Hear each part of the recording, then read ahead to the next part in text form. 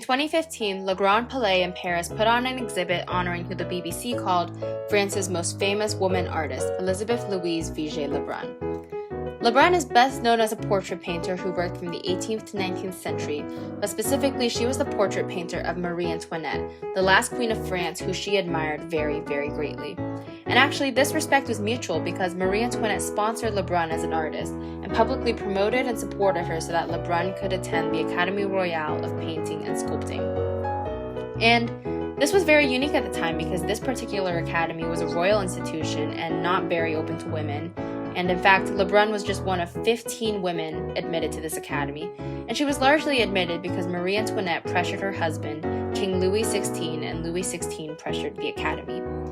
So Lebrun did over 30 portraits of Marie Antoinette, both in regal settings, sort of as propaganda meant to improve the queen's image, literally, but also in more personal settings too, often with her children, and these are said to have been Marie Antoinette's favorite portraits that Lebrun did. But Lebrun had a personal life of her own too that she took inspiration from, and she frequently painted her own family. This is a portrait that she did of her and her daughter, Jeanne Julie Louise, who she loved immensely and was definitely a muse of hers and frequently modeled in many of her paintings. But Lebrun's fulfilling life under the French monarchy was deeply uprooted by the onset of the French Revolution, which, was a period of radical socio-political change in France that started in response to widespread economic inequality. About 1/3 of France was unemployed, and food prices were rising, and severe weather conditions had left poor farmers unable to harvest their own food. So basically, by 1789, France has a rural peasantry with nothing to sell and an impoverished working class who can't buy anything. So the French monarchy and purchasing power are actively collapsing. Meanwhile, the French monarchy and aristocracy, such as Marie Antoinette, are living very richly and elegantly, just overall very ignorant to the suffering of the common people. And most people actually blamed Marie Antoinette for a lot of their problems. She was viewed by the common people as a spendthrift Austrian spy who was wasting the crown's money while 98% of the people starved. So by 1789, the people are in active revolt, and in a gross oversimplification of things, the French Revolution basically culminates with the French monarchy being abolished in 1792, and Marie Antoinette and King Louis XVI are beheaded in 1793. After a brief buffer period known as the Reign of Terror, Napoleon Bonaparte enters the picture, and now we have the French Directory. But as far as Lebrun's life, with the rise of the French Revolution, she was continuously harassed due to her close relationship with Marie Antoinette, to the point where she ultimately decides to escape France in 1789. So during her exile from France, Lebrun ventured to various countries, starting with Italy, where she stayed for 3 years. And it's actually here that she, really built a reputation for herself outside of France. This portrait specifically of Lady Emma Hamilton elevated Lebrun's prestige to the point where she was well received in the rest of her travels.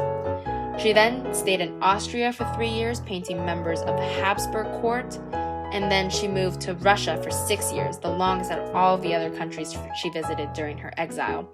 And she actually really liked it in Russia. I believe her daughter ended up marrying some Russian aristocrat, but she was desperate to get back to France.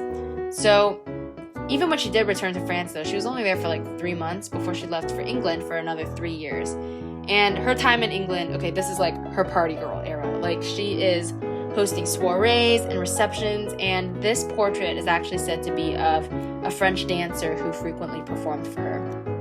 But during her time abroad, Lebrun was not just doing portraits for other women, but she was also painting herself. And this is one of her most famous self-portraits, painted in 1790 with oil on canvas. So Lebrun was 35 here when she painted this, but you would never know it because she looks like 12. In this self-portrait, she's alert and physically vibrant and youthful, sitting at attention on her easel. And, it was very common for Lebrun to idealize herself and make her seem more flattering, sort of as a testament to her youth and her earlier life. And this makes sense when you consider that when, in her earlier life, Lebrun was arguably at her most successful.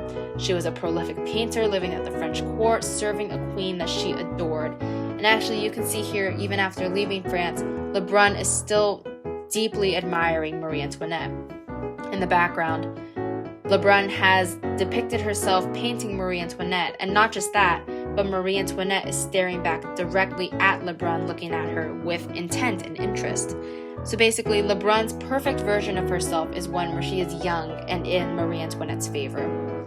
Zooming back out, Lebrun's idealization of the aristocracy can be seen in the color palette, with the very creamy pinks and whites, which are reminiscent of the Rococo era, specifically paintings by Peter Paul Rubens. But, just in general, the Rococo era is the era of Marie Antoinette and youth and self-gratification. But at the same time, you can see the neoclassical elements there too. She's wearing a Marie Antoinette-style dress with the soft white ruffled collar, but it's black and the background is dark, which communicates a wistfulness and reflects that even though she's living her dream as a painter, her reality is actually quite sad. She's a working mother who fled a war-torn country, and this is more melancholic than usual Rococo subject matter. Beyond the lifestyle she's depicting, Lebrun idealizes herself as an artist too, and the copious brushes and the palette she's cradling portray her as a detailed perfectionist, and they're really close to the viewer in the foreground, suggesting that she really wanted to emphasize to audiences that she is qualified as an artist. So ultimately, Lebrun settled down on the Ile-de-France for the rest of her life, passing away at the age of 86 in 1842. She had produced over 660 self-portraits and 200 landscape paintings in her lifetime, and all in all, Lebrun's Rococo style with neoclassical elements made her a renowned artist by royal patronage, and her work is continuously admired to this day. Her self-portrait encapsulates many characteristics, not only of her style, but of her lifestyle as a French portrait painter, a time in her life that she cherished until the very end.